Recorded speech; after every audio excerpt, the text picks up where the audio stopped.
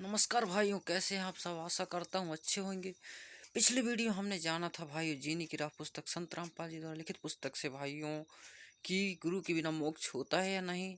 आज हम जानेंगे पूर्ण गुरु की शक्ति के वचन से भक्ति होती है, वो भी जीनी की राह पुस्तक से, जो संत रामपाल जी महाराज जी ने लिखा है भाइयों।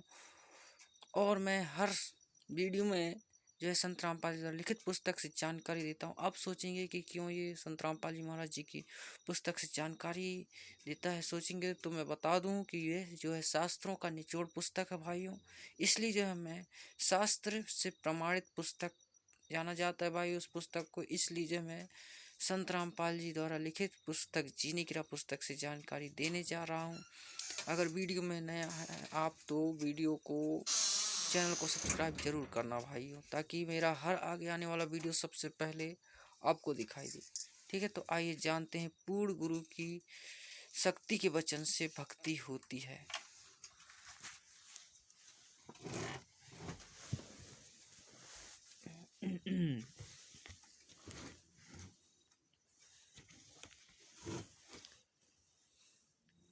यह है भाइयों उस जीनी की राह पुस्तक जिसको आप निःशुल्क घर बैठे जो है मंगवा सकते हैं इन टीवी चैनलों में। जब आप संत रामपाल जी महाराज जी का सत्संग देखेंगे तो टीवी के स्क्रीन में कॉन्टैक्ट नंबर चलते रहते हैं, जिस कॉन्टैक्ट के नंबर के जरिए जो है आप अपना नाम, पता तथा एड्रेस और पुस्तक का नाम जो है SMS करके निःशुल्क घर बैठे मंगवा सकते हैं। तो चलिए वीडियो को ज़्यादा लंबा ना करते हुए जो है चलते हैं पूर्ण गुरु की शक्ति के वचन से भक्ति कैसे होती है।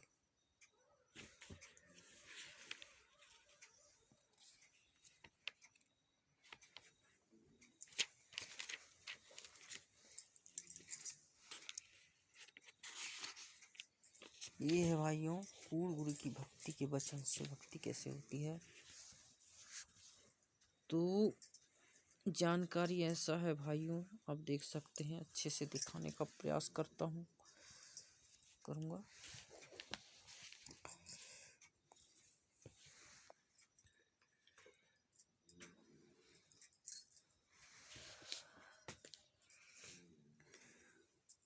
पूर्ण गुरु की वचन की शक्ति से भक्ति होती है।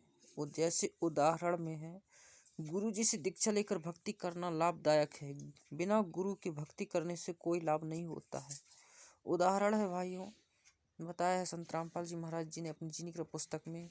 एक राजा की रानी बहुत धार्मिक थी। उसने परमेश्वर कबीर जी से गुरु दीक्षा ले रखी थी। वह प्रतिदिन गुरु दर्शन के लिए जाया करती थी।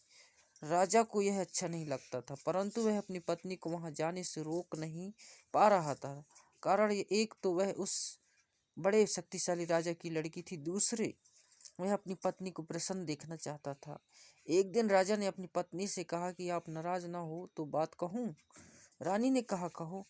राजा ने कहा कि आप अपनी गुरु के पास जाती हो, भक्ति तो गुरु के बिना भी हो सकती है। रानी ने कहा कि गुरुजी ने बताया कि गुरु के बिना भक्ति करना व्यर्थ है। राजा ने कहा कि मैं तेरे साथ कल तेरे गुरुजी के से मिलूंगा, उनसे यह बात स्पष्ट करूंगा।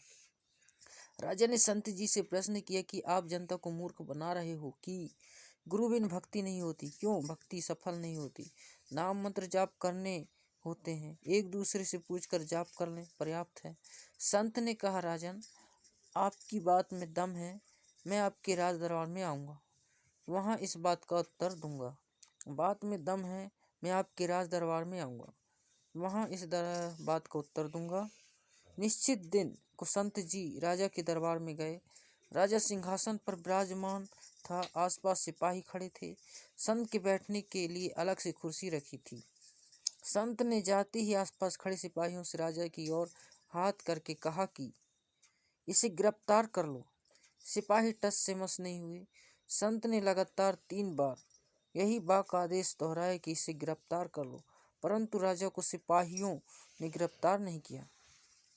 राजा को संत पर क्रोध आया कि यह कमबख्त मेरी पत्नी को इसलिए बहका रहा था कि इसके राज को प्राप्त करूं। राजा ने एक बार कहा कि सिपाहियों इसे गिरफ्तार कर लो। राजा के हाथ का संत की ओर संकेत था। उसी समय सिपाहियों ने संत को गिरफ्तार कर लिया।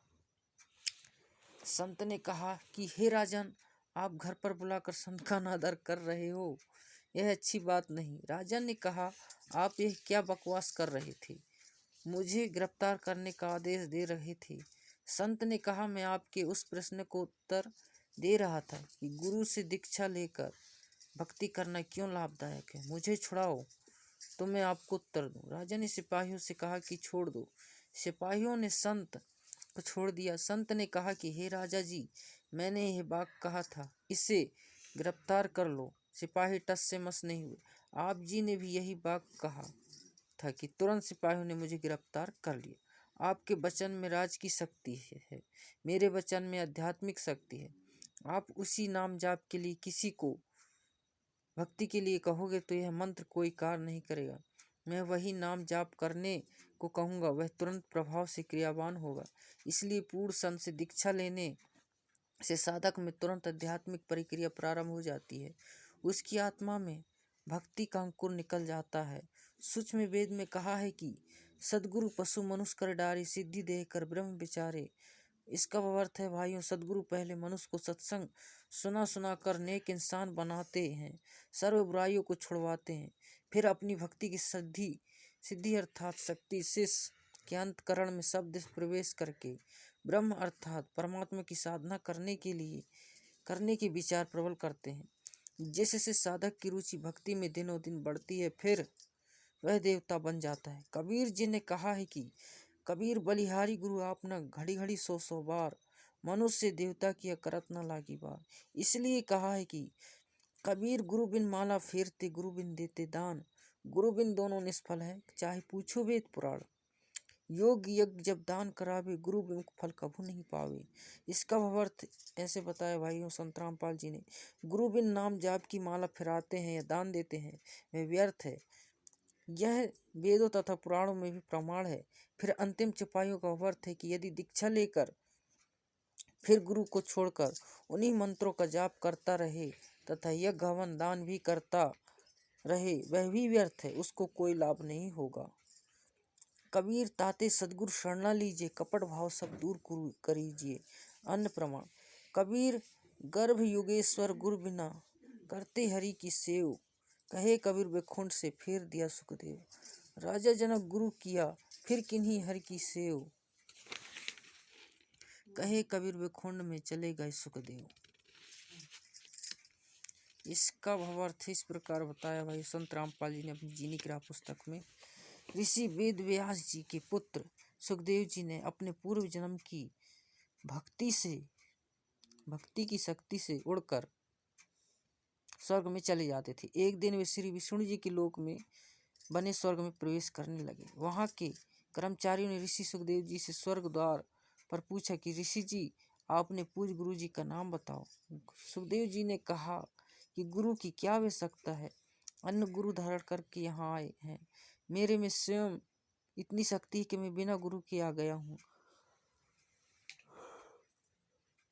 द्वारपालों ने बताया, ऋषि जी, यह आपकी पूर्व जन्म में संग्रह की हुई भक्ति की शक्ति है। यदि फिर से गुरु धारण करके भक्ति नहीं करोगे तो पूर्व की भक्ति कुछ दिन ही चलेगी, आपका मानव जीवन नष्ट हो जाएगा। उदाहरण के लिए वर्तमान में इन्वर्टर की बैटरी को चार्जर लगाकर चार्ज कर रखा है। यदि चार्जर हटा दिया जाए तो भी इन्वर्टर अपना कार्य करता रहेगा, क्योंकि उसमें ऊर्जा संग्रह हो चुकी है। कुछ समय पश्चात वह सर्व कार्य करना छोड़ देता है, ना ट्यूब जलेगी ना पंखा चलेगा, उसको फिर से चार्ज करना अनिवार्य है। उसके लिए चार्जर चाहिए। चार्जर गुरु जानो, बिजली परमेश्वर जानो। ऋषि सुखदेव ने अपनी सिद्धि का अभिमान था, वह नहीं माना। बात भगवान विष्णु जी तक पहुंच गई। विष्णु जी ने यह भी बात कही कि ऋषि जी, पहले आप गुरु बनाओ फिर यहाँ आओ। सुखदेव जी ने कहा, भगवान पृथ्वी लोक पर मेरे समान कोई नहीं है, ना कोई ढंग का गुरु है। कृपया आप ही बताएं कि मैं किसको गुरु बनाऊं। विष्णु जी ने बताया कि आप राजा जनक को गुरु बनाओ। यह कहकर श्री विष्णु जी अपने महल में चले गए। सुखदेव जी ऋषि वापिस पृथ्वी पर आए। राजा जनक से दीक्षा लेकर उनके बताए भक्ति मंत्रों का जाप किया। तब ऋषि सुखदेव जी को स्वर्ग में रहने का को दिया। इसलिए गुरु बनाकर भक्ति करने से सफलता संभव है। बिना गुरु भक्ति दान आदि करना व्यर्थ है। गुरु पूरा हो, झूठे गुरु से कोई लाभ नहीं होता। प्रश्न है भाइयों, पूर्ण गुरु की क्या पहचान है? पूर्ण गुरु की क्या पहचान है? हम तो जिस भी संत से ज्ञान सुनते हैं वह पूर्ण सदगुरु लगता है। उसका उत्तर इस प्रकार है भाइयों, सूक्ष्म वेद कबीर साहब ग्रंथ में, जिसको प्रस्तुत संत रामपाल जी महाराज जी ने राह पुस्तक में प्रस्तुत किया है। उत्तर है, सूक्ष्म वेद गुरु के लक्षण बताएं। गरीब सदगुरु के लक्षण कहूँ, मधुर वेन विनोद, 4 वेद शास्त्र कह 18 बोध। संत गरीबदास जी ने गांव छुड़ानी, जिला झज्जर, हरियाणा को परमेश्वर कबीर जी मिले थे। उनकी आत्मा को ऊपर अपने सतलोक माने सनातन परम धाम में लेकर गए थे। ऊपर के सर्वलोकों का अवलोकन कराकर वापिस पृथ्वी पर छोड़ा था। उनको संपूर्ण अध्यात्म ज्ञान बताया था। उनका ज्ञान युग परमेश्वर कबीर जी ने खोला था। उसके आधार से संत गरीबदास जी ने गुरु की पहचान बताई है कि जो सच्चा गुरु अर्थात सदगुरु होगा वह ऐसा ज्ञान बताता है कि उसके वचन आत्मक आनंदित कर देते हैं। वह मधुर लगते हैं क्योंकि वे सत्य पर आधारित होते हैं। कारण है कि सदगुरु 4 वेदों तथा सर्वशास्त्रों का ज्ञान विस्तार से कहता है। यही प्रमाण परमेश्वर कबीर जी ने सूक्ष्म वेद में कबीर सागर के अध्याय जीव धर्म बोध में पृष्ठ 1960 पर दिया है।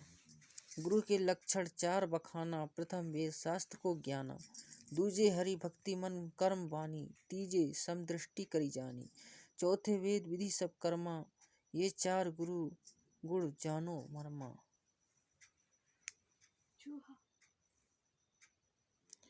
इस सरलार्थ है भाइयों, इसका संत रामपाल जी ने किया है। कबीर परमेश्वर जी ने कहा है कि जो सच्चा गुरु होगा उसके 4 मुख्य लक्षण होते हैं। पहला, सब वेद तथा शास्त्रों को वह ठीक से जानता है।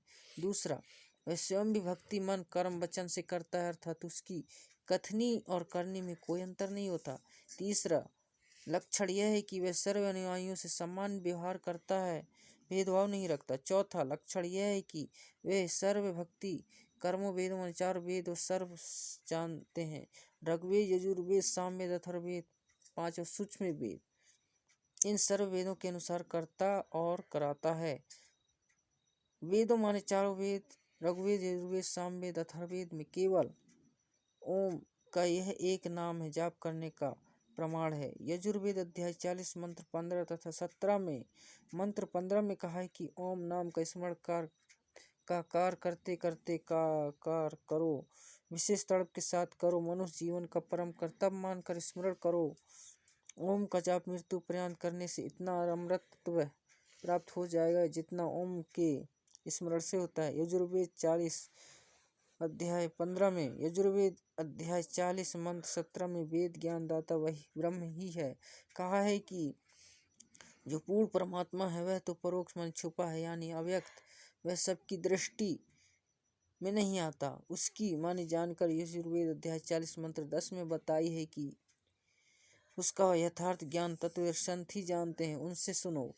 फिर यजुर्वेद अध्याय 40 मंत्र 17 में आगे कहा है कि अहम खम ब्रह्म, मैं ब्रह्म हूँ, मेरा ओम नाम है, मैं ऊपर दिव्य आकाश रूपी ब्रह्मलोक में रहता हूँ। यजुर्वेद 40 अध्याय 17।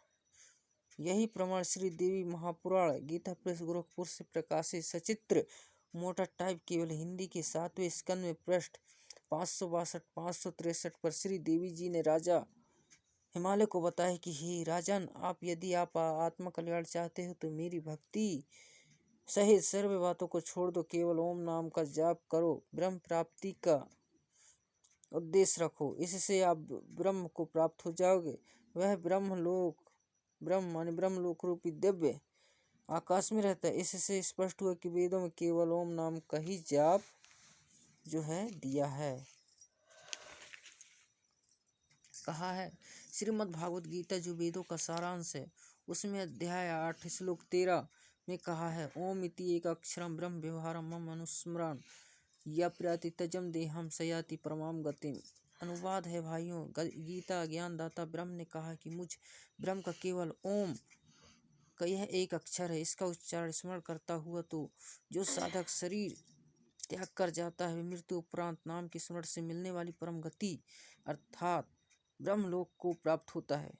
श्रीमद् भागवत गीता तथा वेदों में इसके अतिरिक्त अर्थात ओम के अतिरिक्त कोई नाम ब्रह्म साधना का नहीं है। प्रमाणित हुआ कि ओम नाम का जाप शास्त्र प्रमाणित है। गीता ज्ञानदाता ने स्पष्ट किया है कि अर्जुन, तेरे और मेरे जन्म बहुत हो चुके हैं, आगे भी होंगे। मेरी उत्पत्ति को ऋषि तथा देवता गण नहीं जानते। गीता अध्याय श्लोक 2:12 अध्याय 4 श्लोक 5 10 अध्याय 10 श्लोक 2।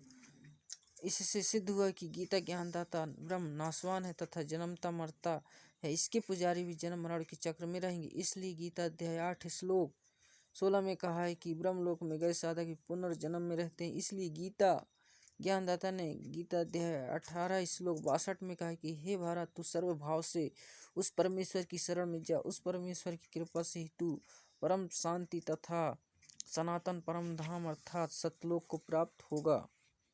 फिर गीता अध्याय 15 श्लोक 4 में गीता ज्ञानदाता ने कहा है कि जब तत्वदर्शी संत से तत्व ज्ञान प्राप्त हो जाए, उसके बताए अनुसार साधना करके उसके पश्चात परमेश्वर के उस परम पद की खोज करनी चाहिए, जहाँ जाने के पश्चात साधक लौटकर फिर संसार में कभी नहीं आते। केवल उस परमेश्वर की पूजा करो। गीता अध्याय 7 श्लोक 29 में गीता ज्ञानदाता ने कहा है कि जरा मरण मोक्षय मम आश्रित्य तंति ये तत् ब्रह्म विदु कृतस्नम अध्यात्मम करम च अधीलम।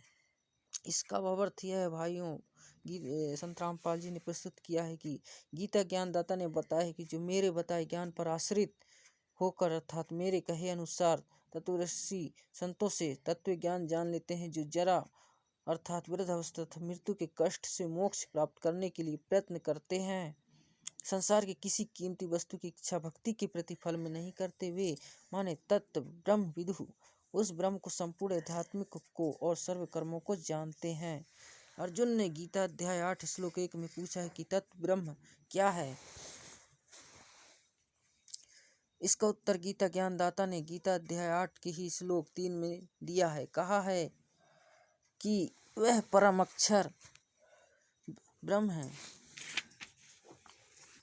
गीता अध्याय 8 श्लोक 5 तथा 7 में गीता ज्ञानदाता ने अपनी भक्ति करने को कहा है और विश्वास दिलाया है कि मेरी भक्ति से मुझे प्राप्त होगा। मेरी भक्ति से जन्म मरण कर्म चक्र बना रहेगा, युद्ध भी करना पड़ेगा, परम शांति हो सकती है। फिर गीता ज्ञानदाता ने तुरंत गीता अध्याय 8 श्लोक 8, 9, 10 में कहा है कि तत्व ब्रह्म अर्थात परम अक्षर ब्रह्म की भक्ति करने वाला उस सच्चिदानंद घन ब्रह्म अर्थात मेरे से दूसरे दिव्य परमेश्वर को प्राप्त होगा। इसी प्रकार परम अक्षर ब्रह्म की महिमा गीता अध्याय 15 श्लोक 17 में बताई है। गीता अध्याय 15 श्लोक 16 में दो पुरुष बताए हैं, एक क्षार पुरुष दूसरा एक क्षार पुरुष। यह गीता ज्ञान दाता है जिसका 21 ब्रह्मांड का क्षेत्र है। गीता ज्ञान दाता ब्रह्म दूसरा अक्षर पुरुष बताया है जिसका 7 संग ब्रह्मांड का क्षेत्र है। ये दोनों अनासवान बताए हैं। इसके लोक में सर्व जीव भी नाशवान है बताए हैं।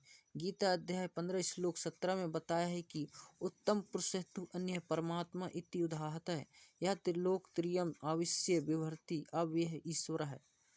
अनुवाद उत्तम पुरुष पुरुषोत्तम अर्थात परम अक्षर ब्रह्म तो उस पर वर्णित क्षार पुरुष तथा अक्षर पुरुष से अन्य है, जो परमात्मा का कहा जाता है, जो तीनों लोकों माने क्षार पुरुष के 21 ब्रह्मांडों के क्षेत्र वाला लोक, दूसरा अक्षर पुरुष के 7 संग ब्रह्मांडों वाला लोक, तीसरा ऊपर के चारों लोक सतलोक अलख लोक अगम लोक अनामी लोक। इस प्रकार बने तीन लोकों में प्रवेश करके सबका धारण पोषण करता है, वे वास्तव में अविनाशी परमेश्वर है।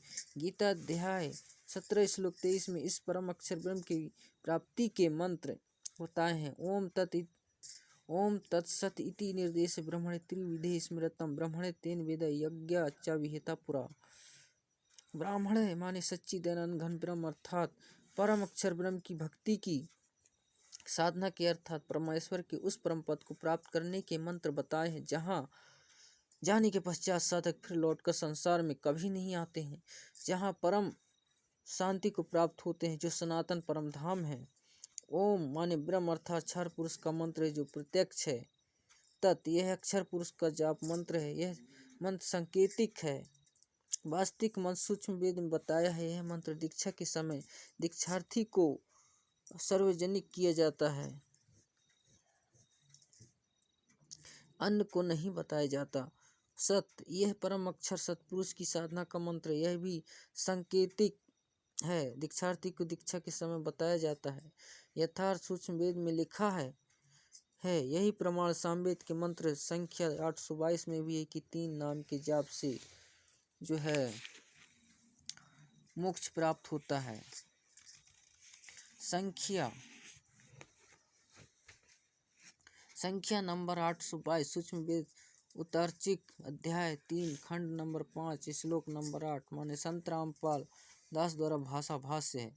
मानस भी पर्वते पूर्वे करवि निर्भृयते परिकोसा अशिष्य दत्त त्रितस्य नाम जनाय मंधु क्षर निंद्रस्य वायु संख्याय वर्धयान। मानस भी माने पवते पूर्व है कबीर निर्भय तय परिकोशन अशिष्य दत्त त्रितस्य नाम जनायान मधु क्षरण है न इंद्रस्य वायुम संख्याय वर्धयान। भारत शब्दार्थ है भाइयों सनातन अर्थात सबसे प्रथम प्रकट। कबीर परमेश्वर मानव रूप धारण करके ओ अर्थात गुरु रूप में प्रकट होकर बुद्धिमान भक्तों को 3 अर्थात मंत्र नाम उपदेश देकर पाप रहित यानी पवित्र करके जन्म व मृत्यु से रहित करता है, तथा उसके प्राण अर्थात जीवन श्वासों को जो संस्कार वश गिनती के डाले हुए होते हैं को माने अपने भंडार से मित्रता के आधार से पूर्ण रूप से बढ़ाता है, जिस कारण से परमेश्वर के वास्तविक आनंद को अपने आशीर्वाद प्रसाद से प्राप्त करवाता है। भवार्थ यह भाइयों इस मंत्र में स्पष्ट किया है कि पूर्ण परमात्मा कबीर अर्थात कबीर मानव शरीर में गुरु रूप में प्रकट होकर प्रेम प्रेमियों को 3 नाम का जाप देकर सत्य भक्ति कराता है, तथा उस मित्र भक्त को पवित्र करके अपने आशीर्वाद से पूर्ण परमात्मा अर्थात अपनी प्राप्ति का मार्ग बताकर पूर्ण सुख प्राप्त करता है, साधक की आयु बढ़ाता है। यही प्रमाण गीता अध्याय 17 श्लोक 23 में कहा है कि ओम तत्सत इति निर्देश है। ब्राह्मण त्रिविधि स्मृत भवार्थ है कि पूर्ण परमात्मा को प्राप्त करने का ओम तत्सत यह मंत्र जाप स्मरण करने का निर्देश। इस नाम को तत्वऋषि संत से गीता अध्याय 15 श्लोक नंबर 1-4 में तत्वऋषि संत से प्राप्त करो। तत्वऋषि संत के विषय में गीता अध्याय 4 श्लोक नंबर 34 में कहा है, तथा गीता अध्याय 15 श्लोक नंबर 1-4 में तत्वऋषि संत की पहचान बताई, तथा कहा है कि इस तत्वऋषि संत से जानकर उस पश्चात परम पद परमेश्वर की खोज करनी चाहिए, जहाँ जाने के पश्चात साधक लौटकर संसार में नहीं आते हैं अर्थात पूर्ण मुक्त हो जाते हैं। उसी पूर्ण परमात्मा से संसार की रचना हुई है। विशेष उपरोक्त विवरण स्पष्ट हुआ कि पवित्र चारों वेद की भी साक्षी है कि पूर्ण परमात्मा ही पूज्य की योग है। उसका वास्तविक नाम कबीर माने कबीर परमेश्वर है, तथा 3 मंत्र के नाम का जाप करने से पूर्ण मोक्ष होता है। यह 3 मंत्र का जाप चारों वेदों के सारांश श्रीमद् भागवत गीता में प्रमाण है कि इससे वह स्थान प्राप्त होता है जहाँ जाने के पश्चात साधक लौटकर कभी संसार में नहीं आते, जो सनातन परम धाम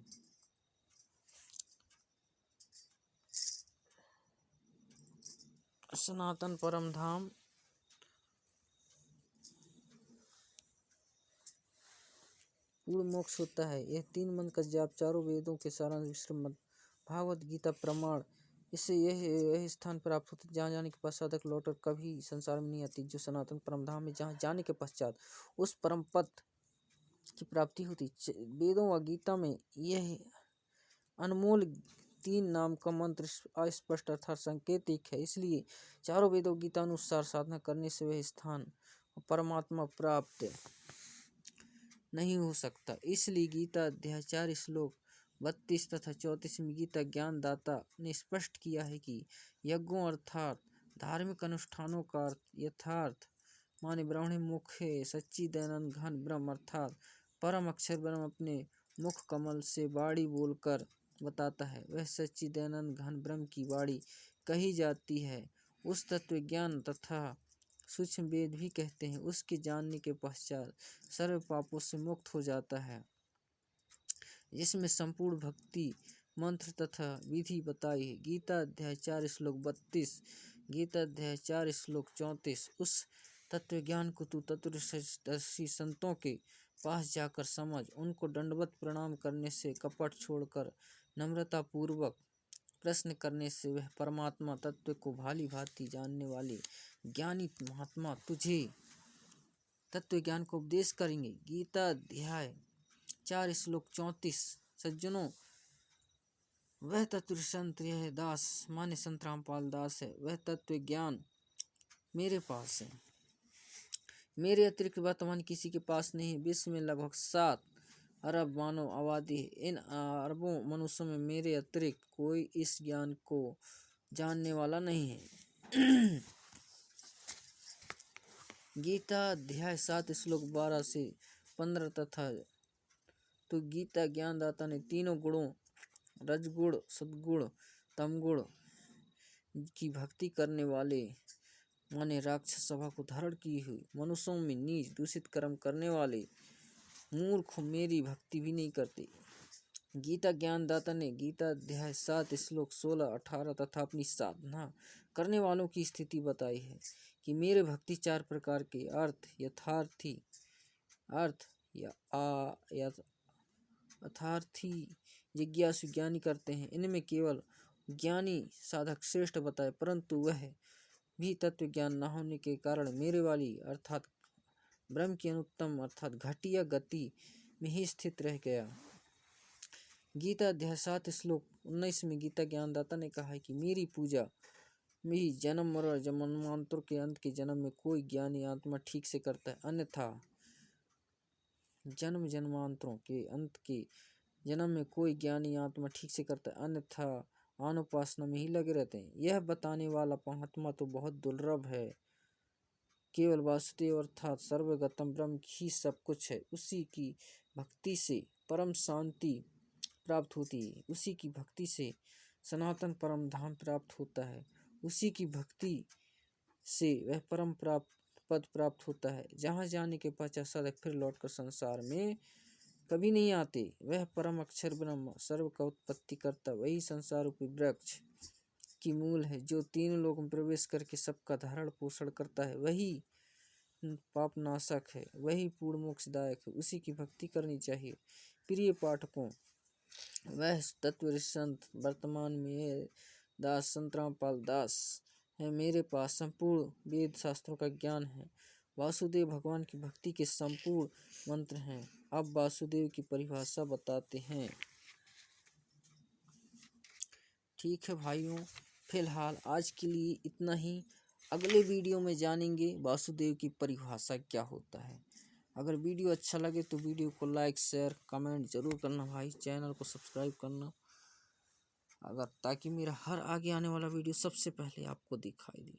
ठीक है भाइयों, तब तक के लिए नमस्कार।